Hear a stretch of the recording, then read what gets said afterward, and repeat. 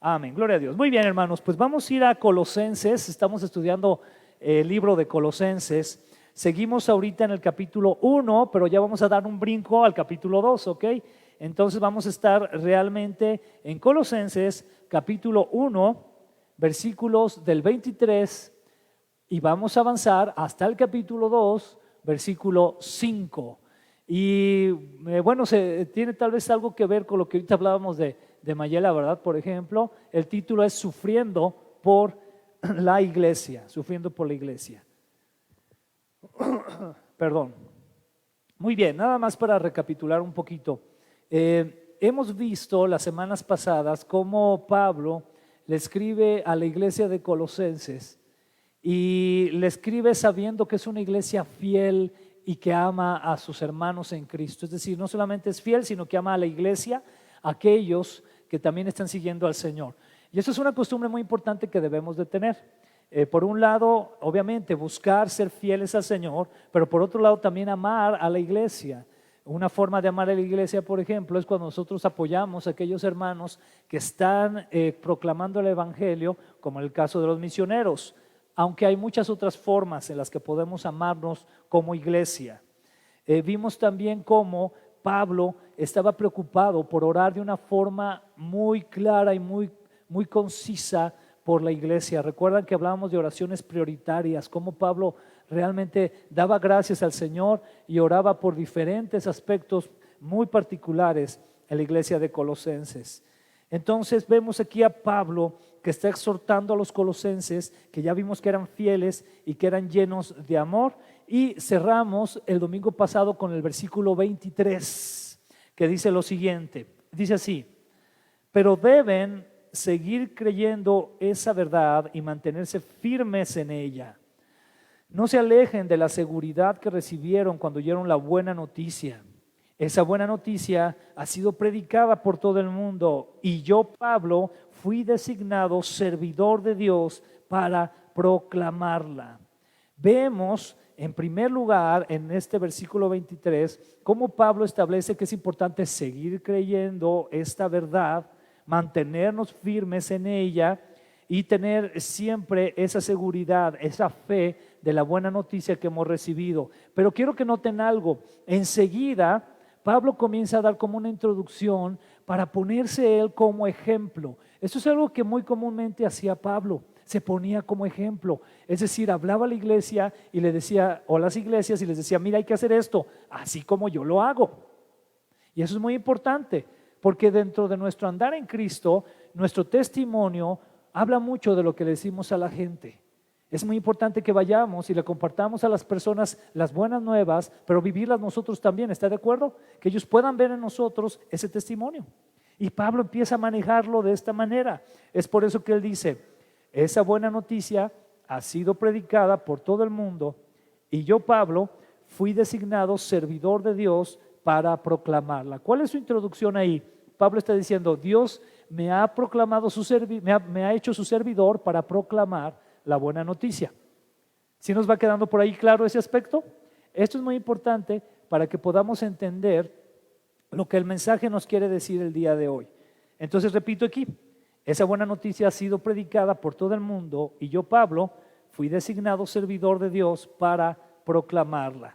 Es así que avanzamos entonces al versículo 24 y entramos ahora sí más de lleno a lo que nos va a enseñar este mensaje el día de hoy. Dice el versículo 24. Me alegro cuando sufro en carne propia por ustedes, porque así participo de los sufrimientos de Cristo que continúan a favor de su cuerpo, que es la iglesia. Lo voy a repetir. Me alegro cuando sufro en carne propia por ustedes, porque así participo de los sufrimientos de Cristo que continúan a favor de su cuerpo, que es la iglesia. Aquí vemos como un tipo de contradicción, ¿no? Humanamente hablando. Porque Pablo dice que se alegra de sufrir. Es decir, hay una alegría en un sufrimiento que él tiene. Y suena como raro, ¿no? Porque o sufrimos o nos alegramos, podríamos pensar. Pero aquí Pablo está diciendo que él se alegra de sufrir en carne propia por los colosenses en este caso. Y aquí podríamos entenderlo de dos maneras, o podría tener por lo menos dos interpretaciones. Una, el hecho de que Pablo dice, bueno, Señor, estoy sufriendo igual, Señor, como han sufrido algunos otros creyentes, tal vez los que él mismo persiguió, tal vez los que él mismo estuvo sacando de sus casas o golpeando. Y por otro lado también podría interpretarse como que él dice que se alegra de sufrir más él y que los colosenses no estén sufriendo tanto. Esas serían como que las dos interpretaciones. Entonces es importante que las podamos ver ambas, porque ambas de cualquier forma nos llevan a que Pablo estaba ¿qué? Sufriendo, pero estaba alegre de ese sufrimiento. Es decir, él decía, es un sufrimiento que vale la pena vivirlo por Cristo. Entonces tiene una alegría que viene del sufrir a favor de la iglesia, a favor del cuerpo de Cristo. Y aquí entonces empiezan las preguntas. Ok, hermano, ¿está listo? ¿Qué tanto usted y yo sufrimos por el cuerpo de Cristo? Porque vivimos en una sociedad cristiana comodísima en nuestra cultura. Hablo de nuestra cultura más occidental, ¿no? Estamos muy cómodos, ¿a poco no? Tan cómodos estamos que podemos sentarnos, ahorita por diferentes circunstancias, ¿verdad? Podemos sentarnos en el sofá de nuestra casa y ver la predicación. Es una comodidad. Yo le recuerdo algo, por ejemplo, antes de que fuera esto de la pandemia, ya empezábamos a transmitir, hubo un tiempo que empezamos a transmitir por internet. ¿Quién recuerda eso? Antes de la pandemia, mucho antes de la pandemia. Bueno, sucedió un fenómeno muy interesante. Mucha gente dejó de venir a la iglesia porque dijeron, pues en la casa, ¿verdad? Con mis papitas y todo, mi coca, así, Señor, quiero ser más como tú y tu coca, ¿no? Entonces, estabas ahí muy contento y dejaron de venir. Entonces tuvimos que tomar la cruda decisión en ese momento de dejar de transmitir y ya los hermanos empezaron a regresar, ¿verdad? Para cumplir lo que dice la Escritura, que no nos dejemos de congregar como algunos tienen por costumbre. Ahorita sabemos que es otra cosa, pero aún así vivimos en comodidad. Quiero leerles algunos datos muy importantes acerca del sufrimiento actual de la iglesia. En su editorial, The War Against the Christians, que es una revista, del 24 de julio de 2017, el diario The Washington Times señala que más de 300 personas mueren por causa de su fe en Cristo. 200 iglesias son destruidas, 200 iglesias son destruidas y por lo menos otros 800 actos de violencia se registran contra cristianos cada mes en el mundo. Cada mes, esto es cada mes. Dice enseguida, vamos ahora a América Latina. América Latina no es ajena a esta realidad. México y Colombia aparecen en los puestos 39 y 47 respectivamente, es decir, México en el puesto 39, en la lista de los 50 países donde ser cristiano es poner en riesgo la vida. Imagínense. Ay, muchas gracias, Ricardo. Gracias. Y esto es muy importante de saberlo, porque a veces, por ejemplo, bueno, aquí en Aguascalientes, no sé, pienso que la región centro-occidente es más tranquilo, pero hay regiones, sobre todo al sur de México, donde es muy peligroso llevar el evangelio. Regiones, como les mencioné ahorita con David Escobar, ¿verdad? Donde han entrado y es muy, muy complicado llevar el evangelio. Por ejemplo, en el caso de David, un día incluso lo paró un grupo de narcos, los Zetas, lo pararon, ¿verdad? Estaba viajando y también lo detuvieron, ¿verdad? Otro de sus amigos que estaba ayudándole a compartir en una de las áreas, eso se los he compartido ya, pero estaban desayunando en su casa, estaba con sus hijos, con su esposa, y entró un hombre y le empezó, lo acribilló a quemarropa y enfrente de su familia. Ahí él se fue con el Señor. Qué terribles situaciones, ¿no? Y esas son situaciones reales. Entonces México realmente tiene ese tipo de cosas y creo que es importante prepararnos cada vez más.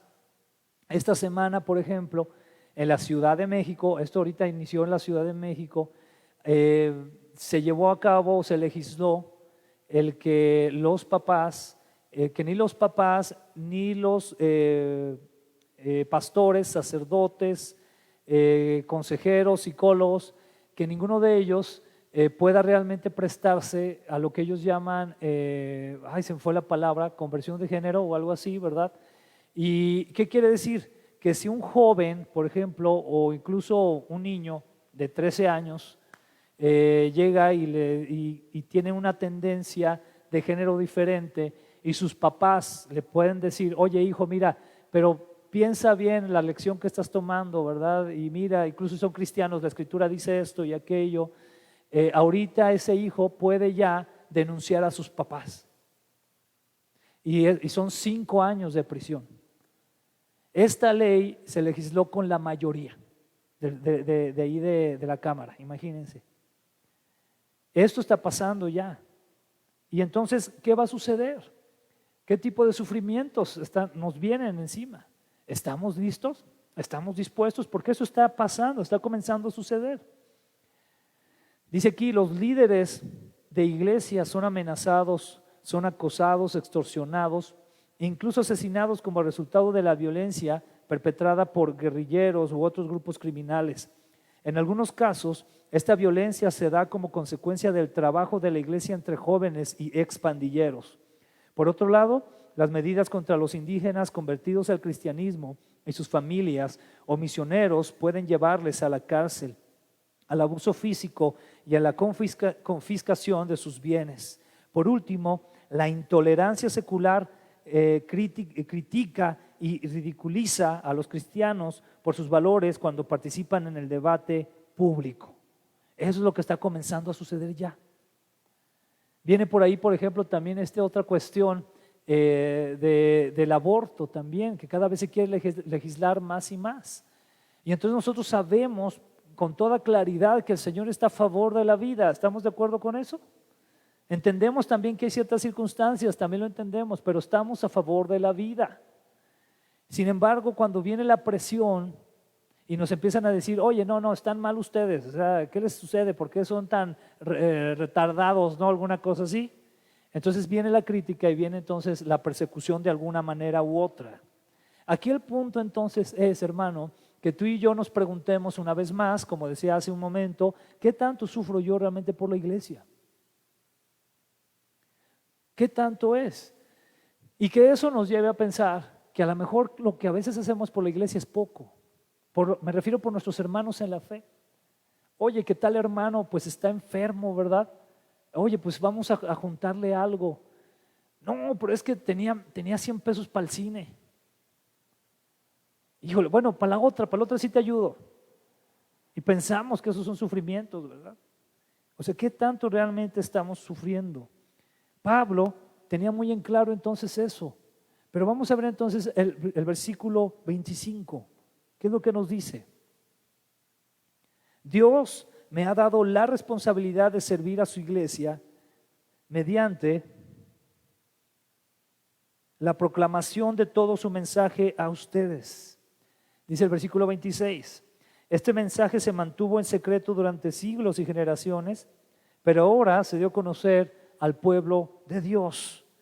Y muy importante entonces esto, cuando nosotros, como aquí le habla a los colosenses, comenzamos a entender que a veces se va a sufrir por el evangelio, que a veces se va a tener que esforzarse más allá por la iglesia, por el cuerpo de Cristo, lo tenemos que comenzar a ver, como dice aquí, como una responsabilidad. Es una responsabilidad el servir a la iglesia mediante la proclamación del mensaje. Es lo que estaba haciendo Pablo con los colosenses.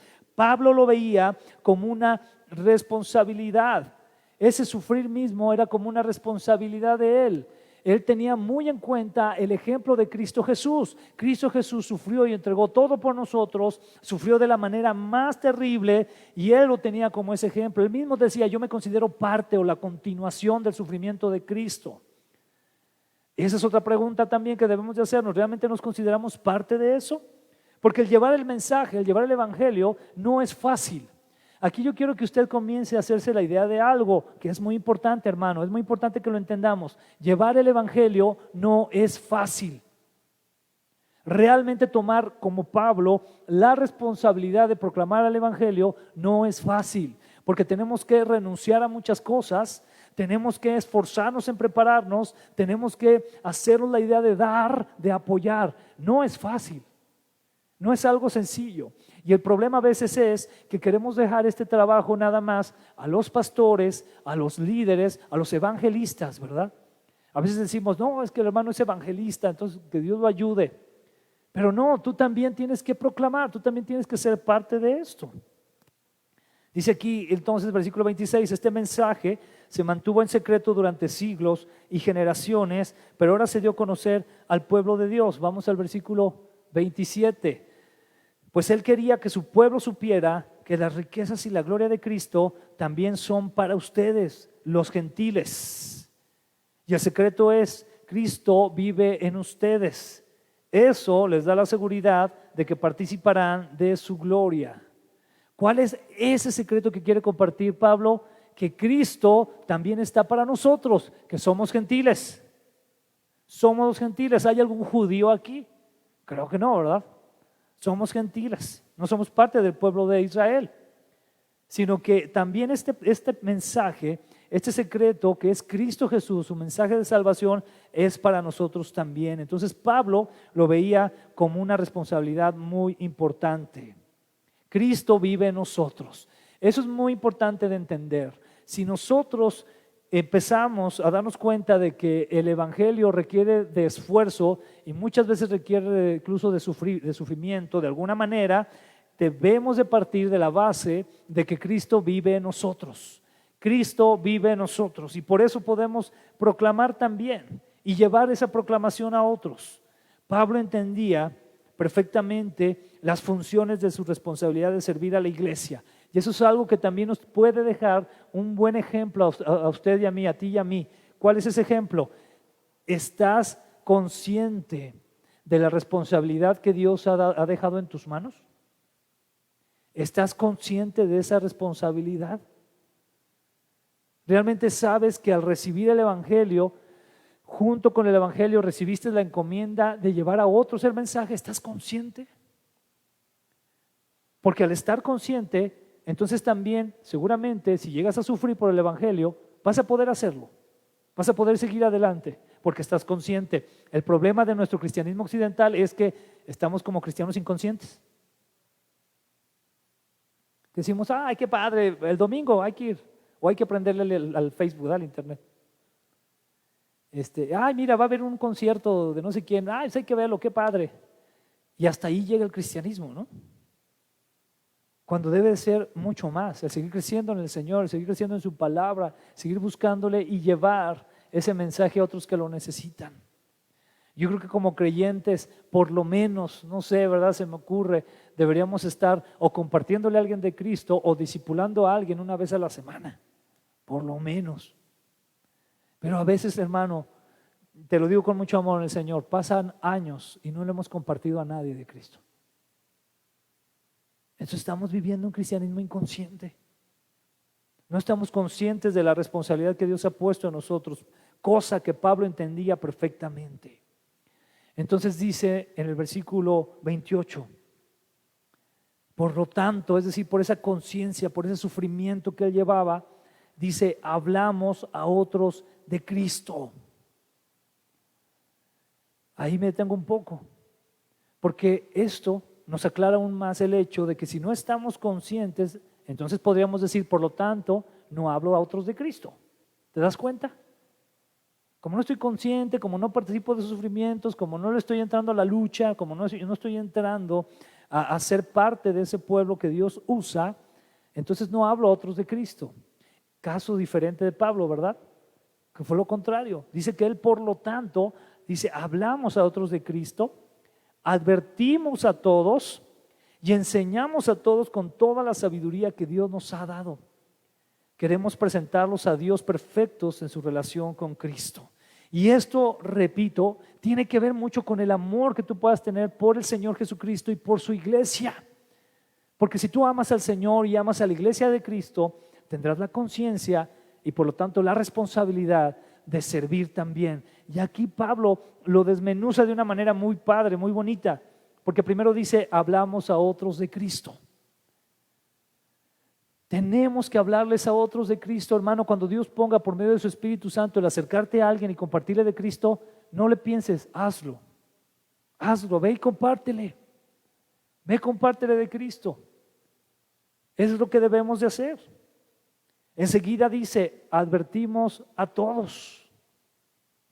Qué interesante cómo cambia de decir hablamos a otros de Cristo y lo dice advertimos a todos. ¿A qué se refiere? Aquí está haciendo como un pequeño cambio. Se refiere a aquellos que ya venimos a Cristo y que a veces necesitamos de advertencias, hermano. A todos los que hemos venido a Cristo necesitamos advertencias de nuestra vida. Esa es la realidad. Bueno fuera que al momento de llegar a Cristo ya, ¿no? O sea, cambiáramos totalmente y dejáramos nuestros malos hábitos y nuestras malas conductas y lo que sea. Pero ¿cuál es la realidad? La realidad es que hay muchas cosas que el Señor sigue transformando en nosotros. Amén. Hay muchas cosas que el Señor sigue transformando en mí y en ti. Y entonces ahí vienen las advertencias. Por eso están las epístolas. Porque Pablo tiene que estar escribiendo a las iglesias para que ellos puedan saber cómo enfrentar ciertos pecados, ciertas tentaciones o ciertas problemáticas. Y por eso viene lo siguiente que hacen. ¿Qué dice que hacen enseguida? Enseñamos a quiénes. A todos. Si tú sientes que el Señor te está llevando a un ministerio de enseñar, de ser un maestro de la Escritura, prepárate más y más y más y más, todo lo que puedas. El día de ayer, por ejemplo, me enteré hay ahorita un movimiento, quiero yo estudiar más a fondo porque no quiero ahorita decir algo de más, pero hay un movimiento por ahí de unos conocidos que ellos, ayer platiqué con ellos, me enviaron una conferencia que querían que viera y en una de las pláticas después de la conferencia, la persona que me invitó me dijo, ¿y tú para qué quieres teología? ¿Para qué te sirve la teología? Si todo lo que necesitas es creer. Y bueno, le dije, ok, no, o sea, es cierto, creer, ¿verdad? Dice la Escritura que tenemos que creer para ser salvos. Pero ¿para qué nos ayuda la teología? Para crecer en el Señor, para madurar en el Señor, porque somos salvos cuando venimos a Cristo y cuando por el Espíritu Santo nuestros ojos son abiertos y entonces podemos saber del Evangelio. Le digo, pero ¿sabes qué? La teología te ayuda a conocer más la voluntad de Dios. Porque ¿cuál es la voluntad de Dios, por ejemplo, para tu familia? ¿Cuál es la voluntad de Dios para tus vecinos? ¿Cuál es la voluntad de Dios aún para tu trabajo? ¿Cuál es? Y la Biblia está llena de eso, de una cosmovisión de Dios. Tú vienes a Cristo, pero cuando vienes a Cristo, vienes arrepentido, te das cuenta que estabas mal, ¿verdad? Y que Él te puede salvar, te puede redimir, pero traes contigo una visión del mundo, como vivías. Y entonces ahí se hace realidad lo que dice Romanos 12, 1, 2, ¿verdad? ¿Qué dice? Que no nos conformemos a este mundo, sino que ¿qué? Nos transformemos. Y entonces eso va sucediendo, empiezas a ver las cosas como las ve Él, ¿verdad? Hace un momento cantábamos, ¿no? Ver la vida como tú. Dice, saturarme de tu espíritu, porque sabemos que solo es por el Espíritu de Dios que podemos comenzar a ver las cosas como Él las ve. Por eso es una cosmovisión bíblica. Entonces me decían de manera muy tajante, me decían, no, es que no necesitas eso, ¿verdad? Estás mal. Y esto lo quiero dejar porque aquí vemos cómo Pablo dice que es importante, dice, enseñamos a todos. Y si hubo una preocupación en Pablo, fue la preocupación de enseñar a las iglesias. Repito, por eso están las epístolas, porque tenía que enseñarles, ¿verdad? Por eso les escribe a tantos, tanto de manera personal como de manera iglesia. Y todo esto, dice Pablo que lo hace con la sabiduría que Dios da. Muy importante es la sabiduría de Dios. ¿Por qué? Porque hay un propósito, lograr una perfección en la relación con Cristo. Por eso dice aquí este versículo al final, queremos presentarlos a Dios como perfectos. ¿En qué? En su relación con Cristo. ¿Sabe qué se refiere a esa perfección? Maduro. A veces somos cristianos muy inmaduros, esa es la realidad también. ¿Y qué necesitamos? Necesitamos la enseñanza de la Escritura, necesitamos la revelación del Espíritu Santo, necesitamos esa llenura del Señor para entender las Escrituras y poderlas enseñar también. ¿Para qué? Para madurar en el Señor. Y todo esto requiere de algo. ¿Sabe de qué requiere para que logremos todo esto que habla aquí Pablo? Que hablemos a otros de Cristo, que advirtamos a todos, que enseñemos a todos. Requiere de lo siguiente. Aquí yo tenía ya desglosado, pero dice el versículo 29. Es por eso que ¿qué? Que trabajo y lucho más o menos. Dice, con tanto empeño, apoyado en el gran poder de Cristo que actúa dentro de mí. Y ahí está. ¿Por qué es que lo lograba hacer? Porque obviamente trabajaba Pablo y luchaba con mucho empeño, no con tanto empeño, pero no con sus propias fuerzas solamente. Amén. Sino como apoyado en el gran poder de Cristo que actúa dentro de mí. Pero entonces, si Cristo está en ti y actúa dentro de ti, piénsalo, no me respondas, pero piénsalo. ¿Cristo vive y actúa dentro de ti? ¿Está dentro de ti? Piénsalo. Si Cristo está dentro de ti y actúa dentro de ti, entonces tú y yo deberíamos estar trabajando y luchando con mucho empeño por la obra del Señor. Y no como que, bueno, pues ahí la llevo, ¿verdad? Y a veces somos como cristianos, no sé si sea la palabra rengos, ¿verdad? O sea que medio caminamos y no podemos caminar bien. Pero aquí si Cristo está con nosotros y Él nos da su poder, entonces podemos trabajar y luchar con empeño para su obra. ¿Se fija por qué decía entonces Pablo que él podía sufrir por Cristo? Porque él sabía que era necesario. Pero hermano, aquí viene el pero, ¿verdad? Desgraciadamente estamos demasiado distraídos o demasiado preocupados por nosotros. Y ese es parte del problema actual de la iglesia. Y es parte de lo que a la iglesia, no todos lados, hay que decirlo con mucho cuidado, mucho respeto, pero en muchos lugares el centro de la misión de las iglesias es la persona, cuando es Cristo el centro. Entonces ahí es parte del problema, ¿no? Decimos, Señor, ya me solucionaste tal cosa, ahora quiero que me soluciones otra, a este también, ahora quiero que me soluciones otra, y estás nomás en ti, en ti, en ti, en ti. Cuando el Señor quiere que tengamos una vista donde digamos, Señor, me has redimido, ¿qué hago por los demás? ¿Qué hago por mis hermanos en Cristo? ¿Qué hago? ¿Cómo lucho? ¿Cómo me esfuerzo por ellos? ¿Te fijas que cambia ahí el chip? Si Dios te ha llenado, si Cristo Jesús te ha llenado, entonces tú tienes que decir, Señor, ¿qué hago por mis hermanos? ¿Qué hago por ellos? ¿Sabes por qué? Porque se supone que si tú vienes a Cristo, tú te debes de preocupar en cierta medida por ti, porque sabes que el Señor va a estar ayudándote. Dice la Escritura, busca primeramente el reino de Dios y su justicia, y todo lo demás, ¿qué? Vendrá por añadidura. Y esto Pablo también lo tenía, pero por supuesto que muy, muy claro. Entonces vemos de parte de Pablo un trabajo y una lucha con gran empeño, un trabajo apoyado por el poder de Cristo actuando dentro de él. ¿Qué estaba actuando dentro de él, hermano? ¿Y qué es ese poder? El Espíritu Santo. Él dijo claramente que él se iba, pero que iba a dejar ¿a quién? Y después dice en Hechos 1:8, ¿verdad? Que iba a enviar ¿a quién? Al Espíritu Santo. Es ese poder el que actuaba dentro de Pablo, el Espíritu Santo, la presencia de Dios. ¿Te fijas qué importante es buscar la presencia de Dios? Es más, yo me atrevería a decirte que buscar la presencia de Dios está por encima de todos los libros y todos los estudios que tú quieras hacer teológicos. Porque es la presencia la que te va a revelar realmente lo que estés leyendo de la Escritura. La presencia de Dios. Ir tú delante del trono de la gracia de Dios con esa gran oportunidad, que es otro problema, que los creyentes a veces no dimensionamos el gran privilegio que tenemos de acercarnos al gran creador del universo con confianza, por medio de Cristo. Y puedes decir, Señor, dice la Escritura, si alguien está falto de sabiduría, ¿qué? Pídala. Señor, no entiendo, ¿qué me quieres decir con esto? ¿Qué dices aquí en tu Escritura? Señor, ayúdame. Eso es muy diferente a decir, ay, espero que algún día prediquen de esto en la iglesia, para entenderle. No, sino que debes de estar anhelando a Cristo. Y creo que eso tiene que ver con una sana teología, el saber más de Dios porque le anhelas. Porque le anhelas, porque dices, Señor, quiero saber más de ti.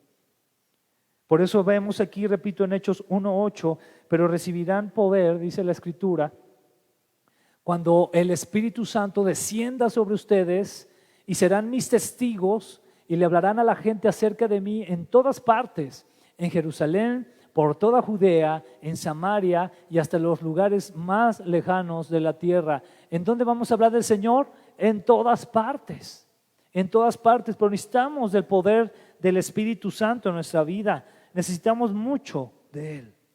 Y es así en este contexto que continuamos en el capítulo 2, Colosenses 2, versículo 1, viene siguiendo esta línea y dice así, Colosenses 2:1, quiero que sepan cuánta angustia he sufrido por ustedes y por la iglesia en la Odisea y por muchos otros creyentes que nunca me conocieron personalmente.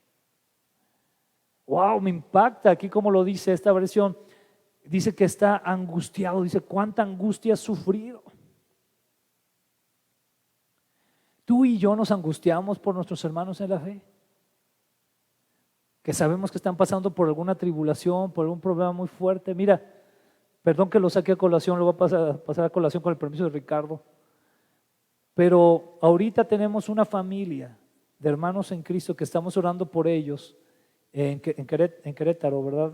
En Toluca, gracias Ricardo, que su hijo se cayó en el baño y se pegó en su cabeza, ¿verdad?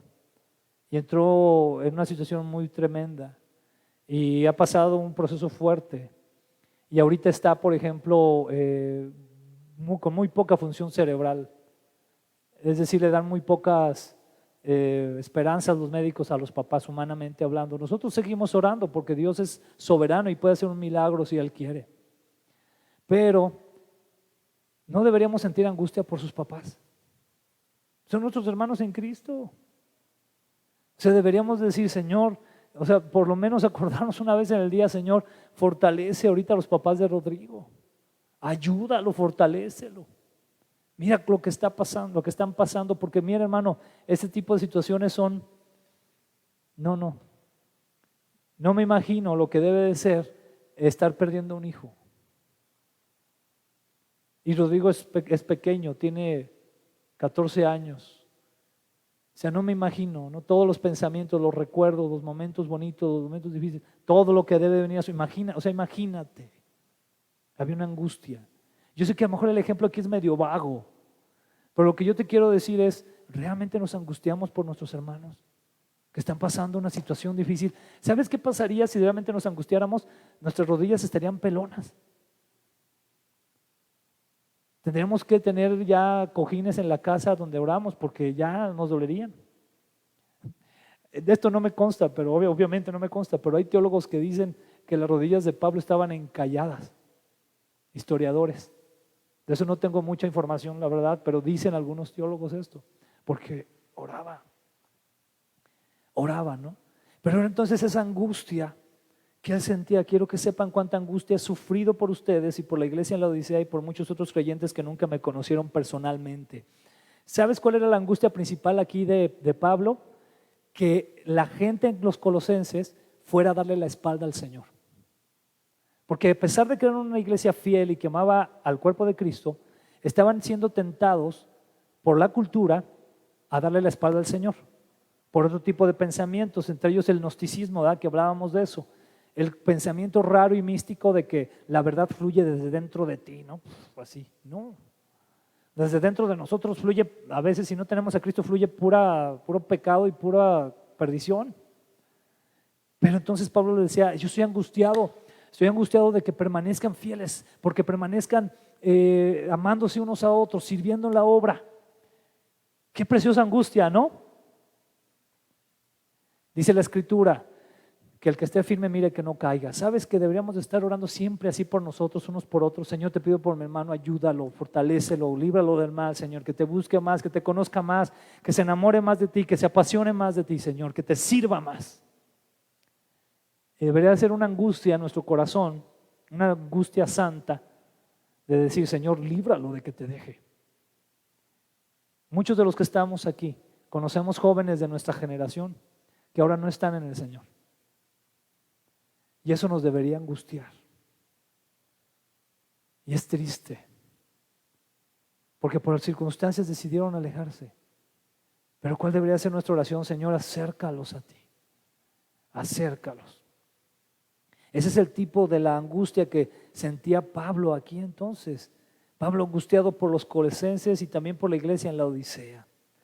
¿Por qué? Porque los colosenses estaban tentados a dar la espalda al evangelio por causa de las nuevas filosofías de su época, del gnosticismo y otras. Y en el caso de la Odisea, muy interesante. ¿Recuerdan que vimos el caso de la Odisea en el mensaje en el Apocalipsis a las iglesias? La iglesia que ni fría ni caliente, que era una iglesia indiferente. Y eso lo deja muy claro Apocalipsis 3, 19 y 20. Dice, yo corrijo, el Señor hablándole a la Odisea, yo corrijo y disciplino a todos los que amo. Por lo tanto, sé diligente y arrepiéntete de tu indiferencia. Dice, mira, yo estoy a la puerta y llamo. Si oyes mi voz y abres la puerta, yo entraré y cenaremos juntos como amigos. Muy interesante. Vemos a un Pablo angustiado por una iglesia que había recibido el mensaje, perdón por la palabra, pero estaban en Bavaria, estaban en otro lado, estaban distraídos, eran indiferentes a lo que el Señor quería hacer por ellos, a lo que el Señor quería que hicieran. Este versículo 20 es muy impactante porque muchas veces se ha utilizado para el evangelismo. Muchas veces se ha utilizado el que dicen cuando se empieza a hablar del evangelio y se dice, mira, yo estoy a la puerta y llamo, soy mi voz y abres la puerta, yo entraré y cenaremos juntos como amigos. Pero es para la iglesia. Es para la iglesia, para una iglesia indiferente. Indiferente. Y entonces es por eso que Pablo está angustiado. Qué interesante que aquí lo mezcle con una iglesia fiel y que amaba al cuerpo de Cristo y mezcla una iglesia indiferente. ¿Te das cuenta que eso es interesante? Porque la angustia es por ambas iglesias. No sabemos si la temporalidad fue exactamente la misma, ¿no? De cuando Pablo les escribe, pone de ejemplo la Odisea y cuando Juan escribe del Apocalipsis. Pero me atrevería a decir, y esto sí, con mucho cuidado te lo digo, estudia tú más al respecto, pero me atrevería a decir que ya iban hacia ese rumbo. Que ya iban al rumbo de hacerse fríos, de estar tibios, mejor dicho, que ni aquí ni acá, ¿no? Vuelvo al punto. ¿Cuál es el punto? El punto de estar en una iglesia y decir, bueno, ya estoy, qué bueno, y lo demás que Dios quiera, pues ya Dios dirá. Cuando el Señor ha establecido mandatos muy importantes para nosotros, en cuanto a servir a la iglesia, servir al Señor. Entonces dice enseguida, vamos a leer el versículo, déjenme ver cuál está, el versículo 2, por favor. ¿Cuál era entonces esa angustia de Pablo más específica, verdad? Dice, quiero que ellos, ¿qué? Cobren ánimo y estén bien unidos con fuertes lazos de amor. ¿De quiénes está hablando aquí? ¿Ellos quiénes? ¿De quién? ¿Qué nos dice el contexto, hermanos? Y dice, por la iglesia de la Odisea y por muchos otros creyentes que nunca me conocieron personalmente. Da a entender entonces que tanto la iglesia de la Odisea como otros creyentes, ¿qué estaba sucediendo? Estaban desanimados. Qué triste es que los creyentes nos desanimemos en la fe. Qué triste. Eso le angustiaba a Pablo, que estuvieran desanimados, ¿no? ¿Te has encontrado con hermanos así que a veces dicen, pues no, ya no he ido a la iglesia, ¿por qué no vas? No, pues es que, no, pues como que siempre es lo mismo, ¿no? Eso es desánimo. ¿Sabes por qué? Porque ahí es un claro efecto de su falta de relación con el Señor, de tener sus ojos en Cristo y no en las cosas de la iglesia, hablando humanamente. Porque sabes que las iglesias siempre van a tener situaciones, siempre. Tu ánimo debe estar ¿en quién? En Cristo. En Cristo debe estar tu ánimo. Entonces dice, quiero que ellos cobren ánimo y estén bien unidos con fuertes lazos de amor. Qué importante es esto, ¿verdad? Estar bien unidos con fuertes lazos de amor. Voy a continuar leyendo. Quiero que tengan la plena confianza de que entienden el misterioso plan de Dios, que es Cristo mismo. Voy a continuar. En Él están escondidos todos los tesoros de la sabiduría. Déjenme ver si ya avancé aquí. Sí, y el conocimiento. Y dice enseguida el versículo 4, les digo esto a ustedes para que nadie los engañe con argumentos ingeniosos. Pues si bien estoy lejos, mi corazón está con ustedes. Y me alegro de que viven como deben hacerlo y de que su fe en Cristo se mantiene firme. Le sigue hablando ahí a los colosenses. ¿Cuáles son las cosas que podemos ver aquí con claridad? Que entonces, como mencionábamos, le dice a la iglesia, está preocupado porque cobren ánimo, específicamente la Odisea y otros creyentes, ¿sale? Pero también que estén bien unidos con fuertes lazos de amor. ¿Cuánta falta hace eso entre nosotros como el cuerpo de Cristo? Estar bien unidos en lazos de amor del Señor, realmente estar al pendientes unos de otros. Aunque yo quiero aquí dejar algo en claro que es importante, hermano, que lo sepamos, ¿verdad? Por salud de la iglesia. En la iglesia debe de amarse completamente unos y otros, pero también tú y yo en ese amor debemos de comprender, hermano, que va a haber, va a sonar raro lo que te voy a decir, pero va a haber grupos aún dentro de la iglesia. Eso es una realidad. ¿Por qué? Porque va a haber a quienes les guste el pozole y se van a juntar con los pozoleros, y hay a quienes les guste la birria y se van a juntar con los birrieros. Pero el problema es cuando los pozoleros y los birrieros no se aman, no se pueden amar. Aquí quiero dejar esto en claro, va a haber afinidades. Lo que sí puedes ver tú en el libro de Proverbios es lo siguiente, que dice la Escritura, que el que quiere amigos es amigo, ¿no? Primero, sabe ser amigo. Y hermanos tiene que ver lo mismo. El que quiere hermanos en Cristo sabe ser hermano en Cristo. O sea, no esperes a que alguien venga a tu socorro, ve tú a socorrer a alguien. Ve a socorrer a alguien. Y eso va a ser de bendición. Esos son los lazos fuertes de amor que el Señor quiere que tengamos. Y también menciona que debemos de tener plena confianza del entendimiento del plan de Dios, que es Cristo mismo. ¿Qué quiere decir? Que estemos convencidos de que solo Cristo salva, de que estemos convencidos que Él es el camino, la verdad y la vida, y que nadie va al Padre si no es por Él. Convencido, sin dudas. Eso también le angustiaba a Pablo, ¿no? Y él pedía por esto. ¿Para qué? Para que cuando estés convencido, entonces no seas engañado con argumentos ingeniosos, que es muy común. De repente hay argumentos que llegan y te quieren engañar, ¿no? Como decir, bueno, es que mira, sí, pues Cristo salva, pero también tus buenas obras, ¿no? O también cierta filosofía, etcétera, etcétera. De ese tipo de argumentos vamos a estar protegidos cuando estamos convencidos de Cristo Jesús. Si no estás convencido de Cristo, ¿qué es lo que va a suceder? Que te vas a convertir en el hombre que menciona Santiago, ¿verdad? De doble ánimo, que dice que es llevado por cualquier ¿qué? Le dicen así, así debe ser así, debe ser así, debe ser, y estás así, porque no estás convencido en quién es Cristo, en lo que Él ha hecho. Bien importante que podamos entender esto. Todo esto, hermanos, que podemos ver, nos lleva por lo menos a dos conclusiones importantes. La primera conclusión es, servir a la iglesia no es sencillo. Por tu bien, hermano, porque te amo en el amor del Señor, te quiero preparar. Servir a la iglesia no es sencillo.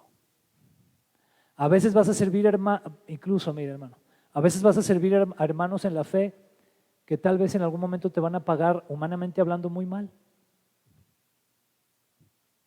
No pasa nada. No pasa nada, ¿ok?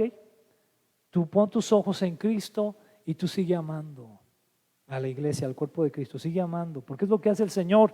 Mira, al Señor Jesucristo tú y yo le fallamos diario. Y Él nos sigue amando. O sea, demuestra su amor, sus misericordias son nuevas cada mañana. Con esto no te digo que te agarres pecando, pero quiere decir que Él es misericordioso con nosotros. Amén. Entonces, hermano, guarda mucho esto en tu corazón. Obviamente es importante servir al Señor, es importante que lo sirvamos, pero prepárate, no es fácil, no es fácil.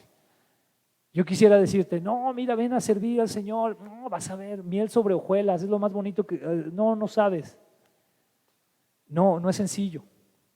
Va a haber obstáculos, va a haber aspectos que te van a hacer sufrir, que te van a doler, pero debes de seguir, porque amas a Cristo, porque estás consciente de quién es Él. Amén. Y segunda conclusión, si no entendemos por completo quién es Cristo, podemos ser engañados. ¿Te das cuenta por qué en el capítulo 1, en los primeros versículos, Pablo está hablando acerca de quién fue Jesús, que fue lo que hablamos el domingo pasado? ¿Lo recuerdas? Que nos debe de quedar muy en claro quién es Cristo, porque si no entendemos por completo quién es Él, entonces nos van a engañar. Tenemos que tenerlo bien claro. Amén. Muy bien, gloria a Dios. Vamos a orar al Señor, ¿qué les parece? Vamos a ponernos de pie y vamos a orar al Señor.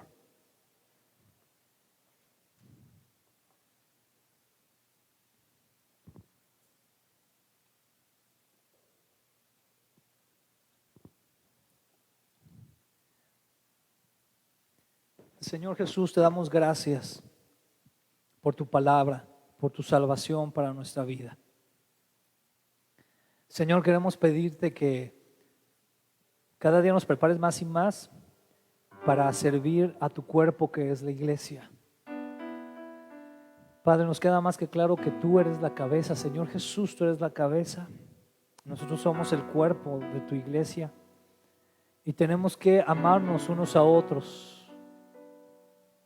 Ayúdanos a comprender que no es sencillo, que nos enfrentaremos a diferentes situaciones, pero recordar también que tú entregaste todo por nosotros, que tú sufriste tanto por nosotros como no tenemos idea, Señor.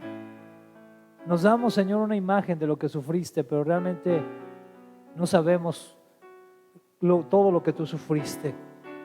Y Padre, así como decía Pablo, Señor, que él se alegraba por esos sufrimientos, nosotros queremos decirte también, Señor, que nos alegramos también por esos sufrimientos que a veces llegan, Señor, pero que sabemos que eso también te honra a ti. Señor, entregamos nuestro corazón a ti, Señor, y si por alguna circunstancia nos hemos detenido en servirte, te pedimos que tú sanes eso en nuestro corazón y nos hagas voltear nuestros ojos a la cruz, verte ahí, Señor, entregando hasta la última gota de sangre por nosotros, diciendo consumado es. Y que al verte, Señor, podamos decir, Señor, quiero servirte, quiero honrarte, ayúdame.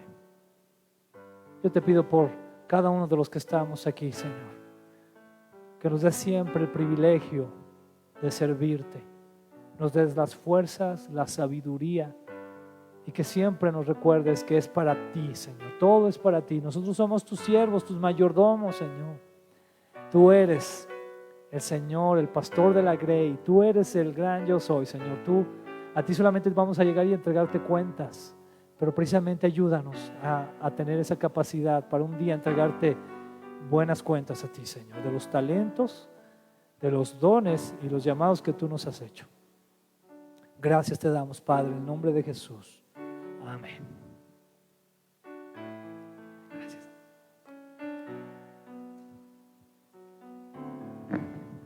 Señor, muchas gracias como cada domingo por hablarnos a través de tu palabra. Gracias, Señor, porque tu palabra llega hasta lo más profundo de nuestros corazones. No es cualquier sabiduría, no es sabiduría humana, Señor, sino que es tu palabra, Señor. Tu palabra hablada, impresa en este caso, Señor, donde tú nos quieres hablar, donde tú quieres llegar hasta lo más profundo de nuestros corazones, Señor, para cambiarnos. Yo te pido, Señor, que seamos hacedores y no solamente oidores, y que cada uno de nosotros, Señor, no se conforme con solamente el alimento que reciba cada domingo, Señor, así como no dejamos de comer durante la semana, que no dejemos de alimentarnos de tu palabra, Señor, y de pasar tiempo contigo para ser llenos de tu Espíritu Santo y que realmente tu palabra se impregne en nuestras vidas, que realmente te obedezcamos. Señor, ayúdanos a amarte más profundamente. Y tú bien lo dijiste, que si te amamos, obedezcamos tu palabra, que seamos obedientes a ti. Ayúdanos a ser obedientes. No lo vamos a demostrar solamente por nuestras palabras, sino por nuestra obediencia y nuestra sujeción a ti. Te necesitamos. Nos declaramos incompetentes en nuestras propias fuerzas. Necesitamos del poder de tu Espíritu Santo en nuestras vidas. Y ayúdanos a hacernos el compromiso de realmente pasar tiempo contigo cada día, bendito Padre. Ser llenos de ti para amarte más y amar a nuestros hermanos y servirles como tú nos pusiste el ejemplo diciendo que viniste aquí a servir, no a ser servido. Ayúdanos a seguir tus mismos pasos, Cristo Jesús. Padre, te lo pedimos en el nombre precioso y poderoso de Jesús. Amén y amén. Familia, como siempre, un gusto verles. También es un gusto que podamos estar transmitiendo esto por internet para los que no pueden estar asistiendo actualmente. Qué bueno es poder transmitir esto y les deseamos que tengan un feliz domingo, una excelente semana. Que Dios los bendiga mucho. Les amamos.